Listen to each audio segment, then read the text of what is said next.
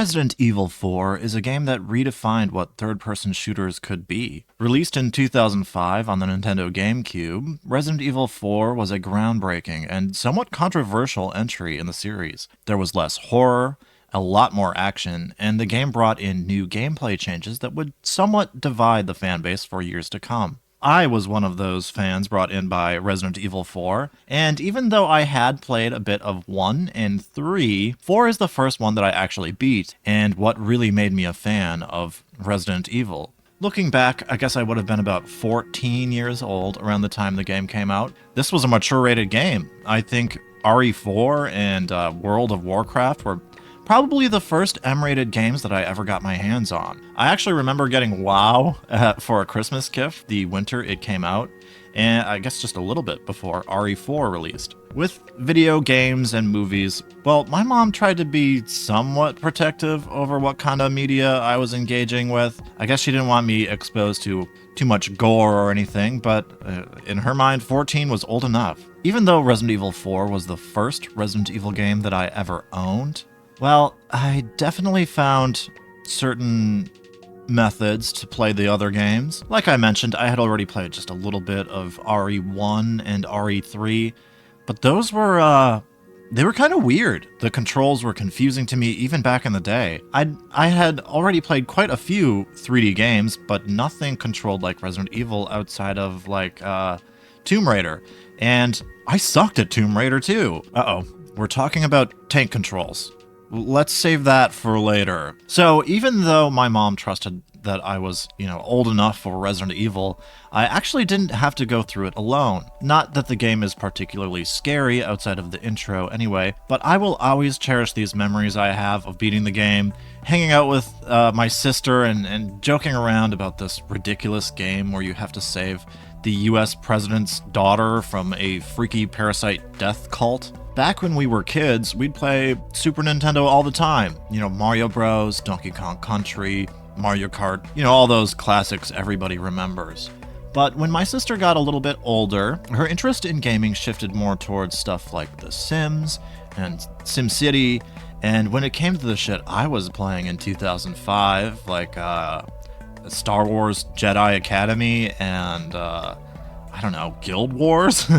Yeah, I can see why she probably wasn't really into any of that kind of stuff. And I'm sure some of you guys that grew up with siblings know exactly what I'm talking about here, but if I was going to take up the TV to play a video game, it had to be something that, we could both enjoy. Especially because, well, she's older, so Big Sis holds that power. There wasn't a whole lot we'd really agree to, maybe a few rounds of Double Dash once in a while. Luckily, Resident Evil 4 was a different story. My sister was always kind of into horror, but more so that campy, cheesy kind of horror found in TV shows like Buffy the Vampire Slayer and Charmed, and she introduced me to movies like Scream and I Know What You Did Last Summer. So I think when I was playing through Resident Evil 4, she also got hooked on this kinda silly story about a US secret agent fighting his way out of Parasite City. We both loved it for its campiness, the over-the-top dialogue, and the kinda stupid one-liners, the bickering that would go on between secret, sexy agent Leon S. Kennedy and the over-the-top villains like Ramon Salazar and Osmond Sadler. Resident Evil 4 was really unlike anything I had ever played before.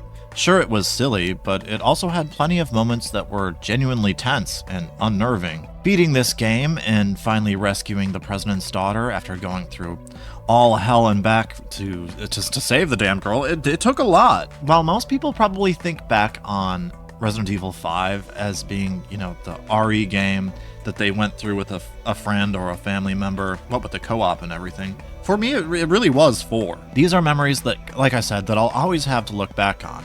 It was the last year before my sister moved off to a different city to go to college, and it was really the last time we had to just sit around and play video games together. These days, well, now we live in different cities, and while I obviously love my sister, long gone are the days when we could just sit around in front of the TV and play games together, or, I'd have to argue about what to use the TV for. I think when you're remaking a video game, and especially with something as iconic as Resident Evil 4, you're not only going to have people comparing the remake to the original on a technical level, but it's also going to have to compare to people's idolized version of the game that lives up on in their heads, the perfect version from their memories of the very first time they played through it, and all those feelings that they had back in, well, 2005. Fuck. I think I'm old now. I think that's always going to be the hardest thing, though, because while of course technology has come a long way from where it was in 2005, there's no way to recreate that specific experience that you felt 20 years ago. With a remake, after all, we're revisiting something that the players are already familiar with, so how new can it really even be before it starts to feel like something entirely different? When I first heard that Capcom was remaking Resident Evil 4, well, my gut feeling was, why? It felt unnecessary. The original game is already perfect just the way it is, and I'm sure that you've heard that sentiment before as well, because you might even still feel that way as well. After the success of the Resident Evil 2 remake, though, I knew it was probably only a matter of time before this thing was coming, and then something awful really set in for me. It's been almost 2 whole decades since the original RE4 released, and maybe by the time you're watching this, it will have been 2 decades. For me, Resident Evil will always be a timeless classic, and I mean that too, because I literally just did beat the original again after finishing the remake. I think the original still holds up very well, but I've also grown up with it and have had decades of being accustomed to the wonky control scheme. Younger gamers, these days, they probably don't care much about Nintendo, GameCube, and PlayStation 2 games, to be honest, and if you weren't there to grow up with these classic tank controls in the original, then I could understand why you might be thinking that the original controls just like complete ass. But these controls were somewhat innovative for the time. The over-the-shoulder viewpoint, the stop-and-aim gameplay, there really wasn't anything else out there that played like this at the time. Resident Evil 4 laid down the foundation that the series would continue to develop for the following decade, and spun the gameplay into even more action with 5 and 6. There were also the Revelation games, and eventually the RE2 and RE3 remake, all which kind of stem back to the gameplay changes that they made with Resident Evil 4. Now you also have RE7 and 8 moving back towards, even more so towards horror, along with the change to first person. And with all of these changes over the years, I think you can see how this kind of stuff can be divisive amongst the Resident Evil fandom. It's actually interesting. The original Resident Evil 4 went through a lot of different stages in its development. While one of the earlier versions of Resident Evil 4 split off and became its own series in Devil May Cry, there was also an early unreleased prototype of RE4 that was shown off during the game's infancy for a few trailers and gameplay demonstrations, where the game actually looked to have much more in common with the series' roots. Leon is shown moving around with some fixed camera angles in this mansion-looking place and appears to be fighting against supernatural beings. Sorry, I just had to hit you with that piece of RE4 trivia, but I do think it's interesting to look back on. Where would the series be these days if RE4 had continued the traditional gameplay from 1 through 3? Another fun fact was that Capcom and Nintendo's partnership here really fell through during this era. Resident Evil 1 received a absolutely gorgeous remake for the GameCube, and I had that as well, but I sucked at it. And with the RE1 remake and 4, both of these were set up to remain as GameCube exclusives. Nintendo seemed to be the new home for the series, as well as many other Capcom exclusives. And, well, that dream only lasted a very short time before Resident Evil 4 was ported to literally anything that could play it. Have you guys ever seen this version of RE4 for the Zeebo? This was a budget console aimed at the Brazilian market. This thing only had like 58 games developed for it, and one of them, Resident Evil 4. And as for Nintendo and the Resident Evil series, while they did get the Resident Evil Revelations 1 as an exclusive for the 3DS for a little while, the main console hardware was always lacking the oomph required to run the most recent entries. Maybe with the Nintendo Switch 2, well, Nintendo fans might have something to look forward there, as I could see a lot of these games, 7, 8, RE2, 3, 4 remakes making their way towards Nintendo hardware. Anyway, enough about what the old RE4 was. What's this new one about? Released in 2003, this remake ties closer to the tone of the Resident Evil 2 remake, with a more realistic approach to its characters and a greater emphasis on horror. Yet, the RE4 remake also is largely the same story, just with a few changes to the narrative and to character motives. Leon Sexpot Kennedy is brought to the outskirts of a remote village in Spain, working with the local police to look into the disappearance of the president's daughter. Well, the US president's daughter. Things spiral out of control quickly, and not long, Leon will have the entire village chasing after his secret agent ass, coming at him with knives, pitchforks, and of course, chainsaws. The opening plays out just about how you remember it, but everything is looking significantly crisper and creepier this time around. The colors are a lot more varied and vibrant, but also with much darker tones. I feel like right away this is the first thing you're going to notice is a difference between the original. I think the atmosphere of the village section is significantly spookier than the original's gray and dreary, almost washed out look. The next thing you'll find is that enemies don't go down so fast in this remake. In the original, when you're encountering these village people, a couple headshots will take them out, or a stun and a kick, and you can get a whole group of them downed on the ground, and then you just knife them to death. Enemies used to come at you slowly, but by the game's own design, because it was kind of this stop and shoot thing. Well, it does not work like that in the remake. Enemies tank way more hits, but they sway and dodge faster, as well as make a stronger effort to get you on your sides or come up from behind you. Melee attacks are still overpowered as hell, but also come at the risk of putting yourself directly in harm's way of getting rushed in and grabbed. Enemies are significantly less predictable, and that trusty knife, well, now it breaks after being used too much, so you're not going to be just going around using it how you remember. Not at all. Instead of being an offensive tool, your knife has almost become your main form of defense. If you get grabbed by a ganado, you can use it to quickly break free without a struggle. More importantly though, you can also use it to parry enemy attacks and projectiles. While not every single attack can be parried, a well-timed parry can be the difference between life and death. It's a mechanic that can take a little bit to get used to, and honestly, I kept forgetting about it at first, but it's something that I found myself getting so used to by the end that when I went back to play the original, I kept trying to parry all the range attacks out of muscle memory. It's interesting though, because this means while your knife is still one of your most useful tools, it's considerably downgraded, as in the original RE4 you can get through quite a bit of the game just knifing guys to death. In the original game's version of Separate Ways, I literally got through that stupid fucking Sadler fight just by knifing the dude in his stupid face. While it does make for a completely different experience, I think this change is probably for the better. It increases the difficulty and makes you strategize about how you're going to use your knife, because if it's broken before a big fight comes on, you're not going to have an easy time. The original RE4 is a pretty easy game. When replaying it, I found that most of my deaths came from, zoning out during a cheap QuickTime event or accidentally shooting Ashley, but I also never really felt low on any resources at barely any point outside of just the opening section.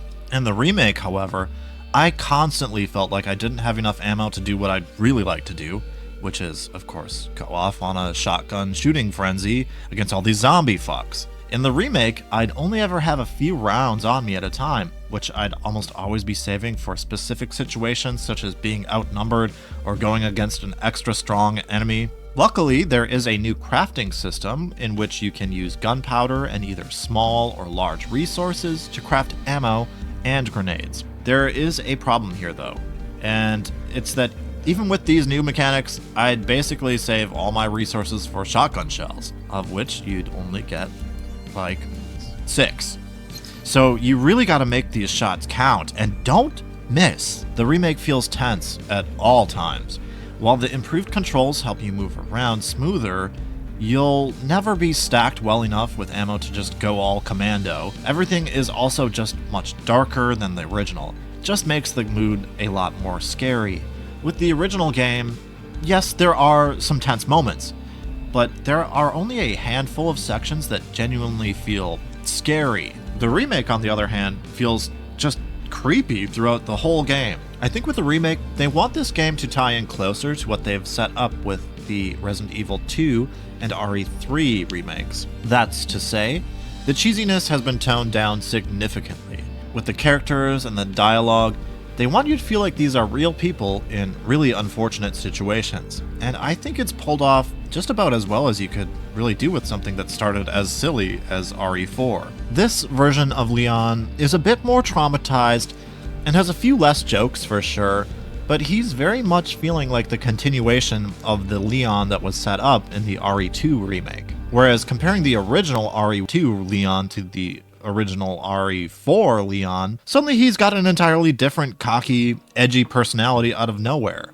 Despite how iconic some of the bantering between Leon and Salazar was in the original, Leon constantly trash-talking anything that moves might come across a little bit weird with the established tone of these remakes. The remakes in general feel a lot less video gamey and more grounded in reality.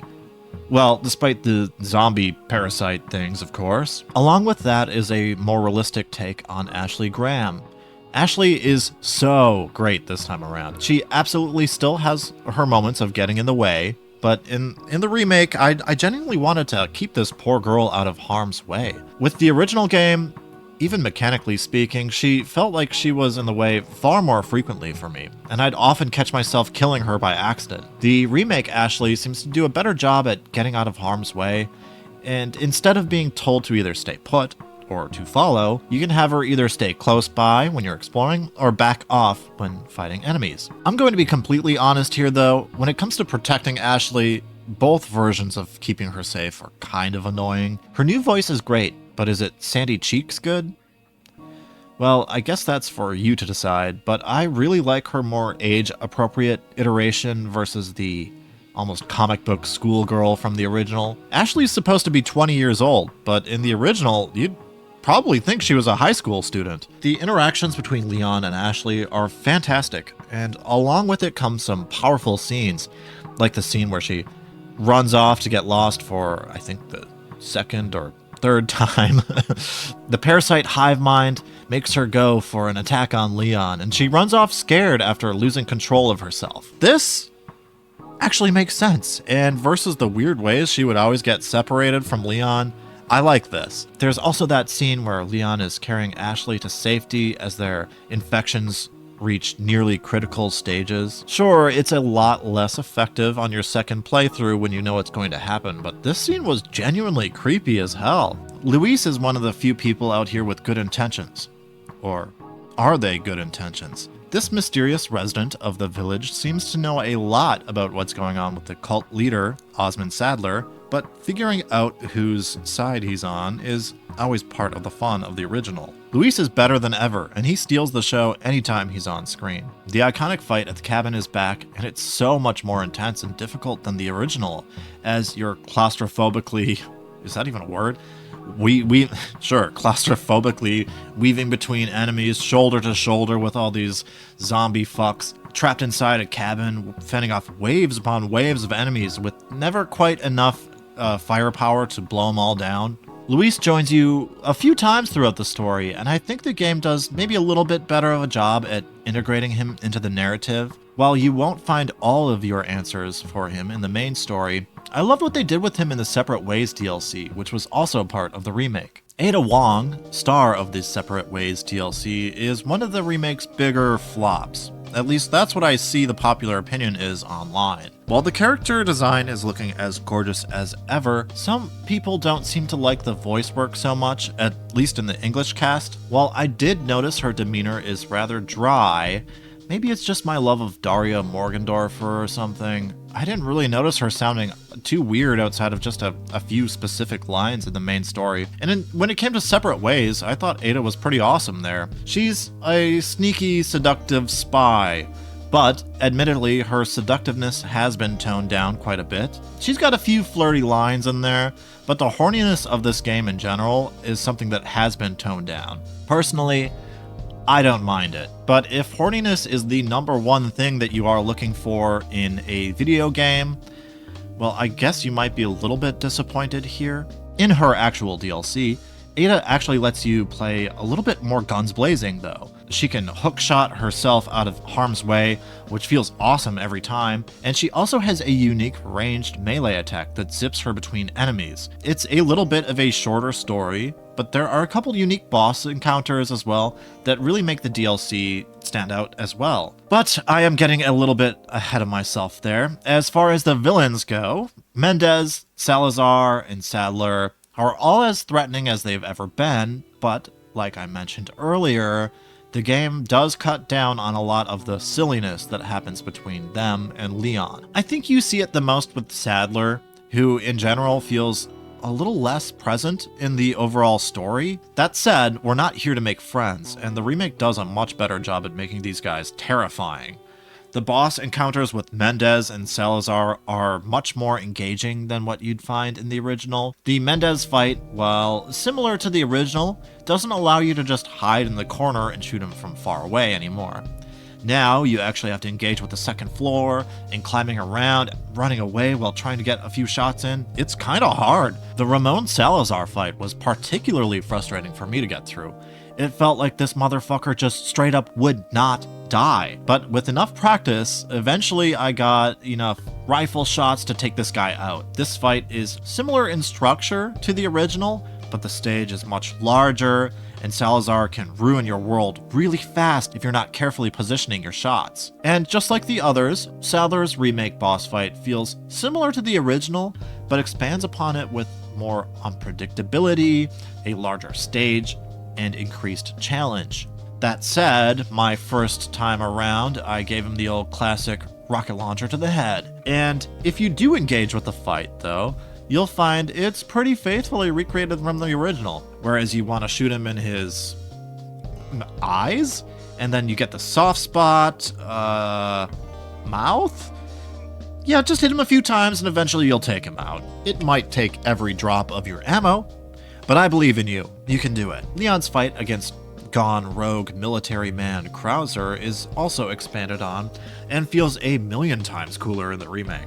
The original has some of those annoying quick time events, followed by some, shotgunning him right in the legs and then you knife him. It's not a bad fight, but its mechanics are pretty simple. In the remake though, you've got to parry this crazy asshole with all of his knife attacks in real time, all while he tries to push you into these traps, and his final phase is no joke either.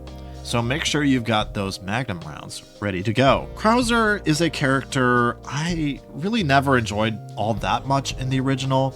He seems to come out of nowhere with kind of very little explanation. Now, they did have a movie or something that tied into this, but with the remake, I feel like they do a better job at just containing his story inside the game. The pacing of Resident Evil 4 is a high point, I'd say in both versions of the game too. This is the longest of any Resident Evil game, but it's also so action-packed that you're constantly moving between different maps, different enemy types, and different boss battles frequently enough without really spending too much time in any particular area. It just feels entirely fresh the whole time. There are a few sections that are skipped in the remake, like the escape from a giant Ramon statue and the laser room. There's also a certain boss fight and a couple scenes they straight up pulled out of the main story to give to the Separate Ways DLC. And while that's a little bit of a dirty trick, I do find that most of the content of the original is here. Luckily, the Separate Ways DLC is absolutely fantastic and lets you look at things from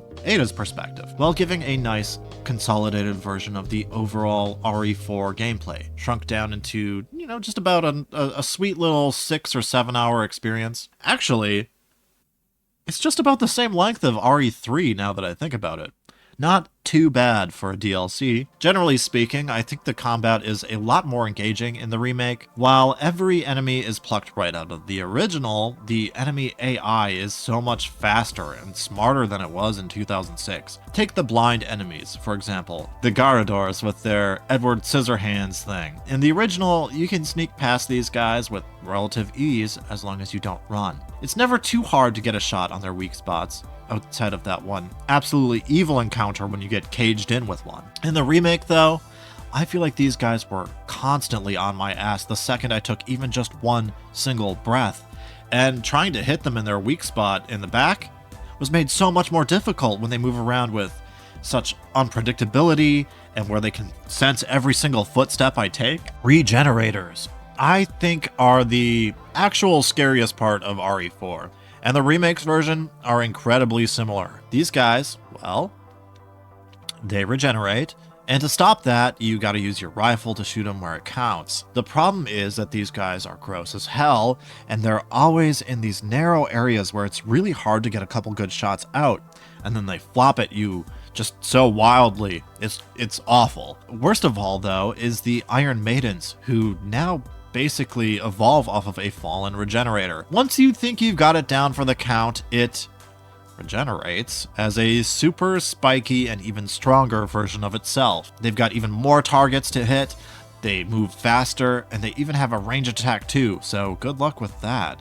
You do not want to give this guy a hug. Upgrading your guns through the merchant is a big part of the original game, and with the remake, you'll find this is very similar, but things have been expanded upon. Your knives, for example, can be broken now, so you'll need to repair it if you use it a little too frequently. The knife can also be upgraded just like a gun, though, so adding a few points into its durability is basically a must-do. Treasures are expanded on pretty heavily in that you'll find that there's more of them to inlay gemstones into before selling them off to the merchant. Spinels are changed up for the most part, though, as now they can be traded for specific items, guns, upgrades, and more. While you can get a few spinels from playing through the story straight, the remake adds quite a few side quests that you can take on to get additional spinels. While these are nothing too crazy, hunt down a few enemies, shoot some blue targets, take on a mega regenerator, stuff like that, these side quests provide a great way to get your equipment upgraded even faster, assuming you can live through some of the challenges. So let's talk guns.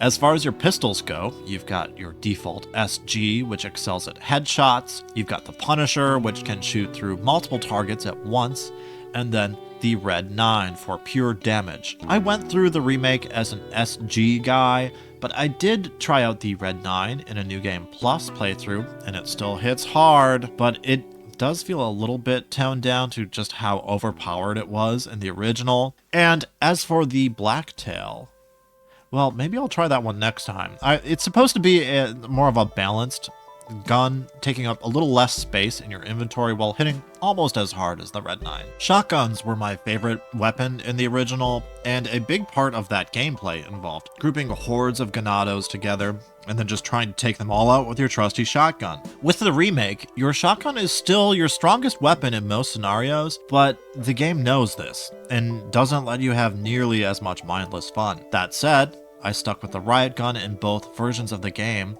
and after upgraded, man, it does pack quite a punch. And the way that some of these ganados just fall apart from the shotgun blasts, it's visceral and it's kind of awesome. Rifles, magnums, machine guns, and bolt throwers can help you along the way, but these guns are more situational. With your rifle, you'll want to save that for long range and sniping. Magnums, you're going to want to hold off for taking on chainsaws or those weird horse head guys. And with the TMP, I will say I think I underestimated the usefulness of the TMP my first playthrough. The TMP is great on hordes, but it's also really good at taking out the poppers. But with limited inventory space, you gotta make the hard decisions about what you're gonna bring with you. Grenades are also hugely impactful, and flash grenades in particular will help you take out groups of poppers. I call them poppers, by the way. So, what's my big takeaway after playing through both versions of RE4? Well, They're both masterpieces in their own way. Assuming you can handle the old school controls, the original game is probably more fun to just load up if you want to feel like a complete badass and obliterate some parasite jerks. The enemies are a lot dumber, and they're just asking to have their heads blown off. The game's a lot less serious and scary in its tone, but it makes up for it with just a pure fun factor. The remake exists if you want a more tense, scarier vibe with way less resources and more horror in general. I'd say both can exist as two of my favorite Resident Evil games. And I mean really, two of my favorite games of all time.